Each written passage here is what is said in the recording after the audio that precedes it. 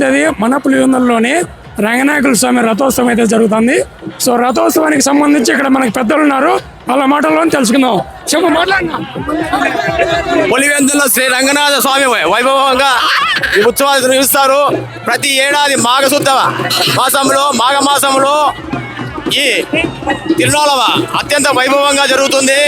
శ్రీ రంగనాథ స్వామి తిరునాళ ఈ జిల్లాల నుంచే కాకుండా పక్క జిల్లాల నుంచి కూడా భక్తులు పెద్ద సంఖ్యలో ఇక్కడికి రావడం ఆనవాయితీ జరుగుతుంది.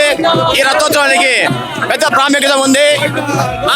భక్తులు పెద్ద సంఖ్యలో తరలి రావడమే కాకుండా ఈ చుట్టుపక్కల ఉండే భక్తులందరూ స్వామివారికి ప్రసాదాలు పంచిపెట్టడము జరుగుతుంది. ఇక్కడ భక్తులు ఎంతో ఉత్సాహంగా ఉల్లాసంగా ఇక్కడ జరుపుకుంటూ ఉంటారు. శ్రీ రంగనాథ స్వామి వర్ధ గోవింద గోవింద గోవింద గోవింద గోవింద.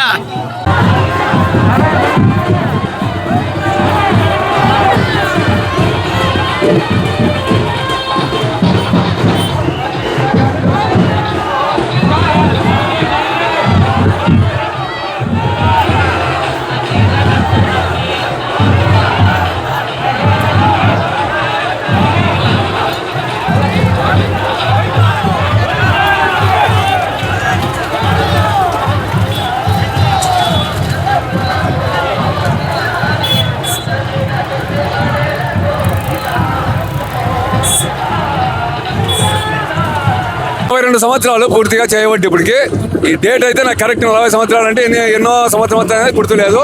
చల్లవాలం ఫస్ట్ నుంచి మేము ఈ మాఘమాసంలో బ్రహ్మోత్సవాల సమయంలో 42 సంవత్సరాల నుంచి మేము కళ్యాణం చేస్తూ తిరునాళ్ళ తేరు అయిపోయేంత వరకు ఇక్కడే ఉండి 3 రోజులు పూర్తి కార్యక్రమాలు దిగ్విజయంగా జరిపి పోతున్నాం దేవుని కృపతో.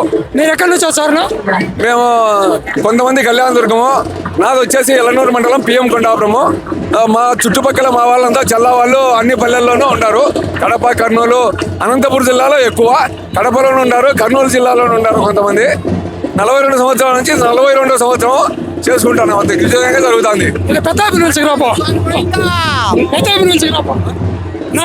ఇది మామూలుగా 130 సంవత్సరాల నుంచి రథం ఉందని చెప్తారు కదా, ఈ సంవత్సరం లాస్ట్ నెక్స్ట్ ఇయర్ నుంచి కొత్తది వస్తుందంటారు, నిజమేనా?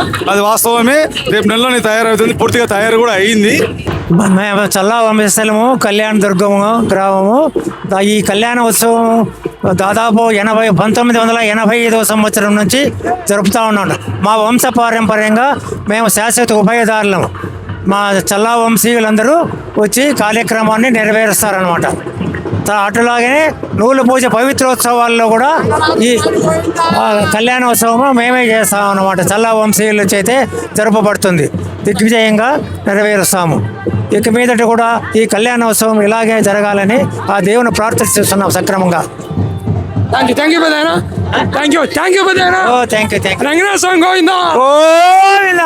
రంగనాథ స్వామి సంబంధించి పులివెందుల ఆలయాలకు సంబంధించి ఈవోగా రమణ సార్ ఉన్నాడు. ఆ సార్ సంబంధించి ఈ గుడి రంగనాయకుల స్వామి సంబంధించి తేరు సంబంధించి ఉత్సవాలకు సంబంధించి ఏ విధంగా జరుగుతున్నాయి, ఈ రథోత్సవం సంబంధించి ఏ విధంగా జరుగుతుందో చెప్తారు 2 మాటల్లో. చెప్పండి సార్.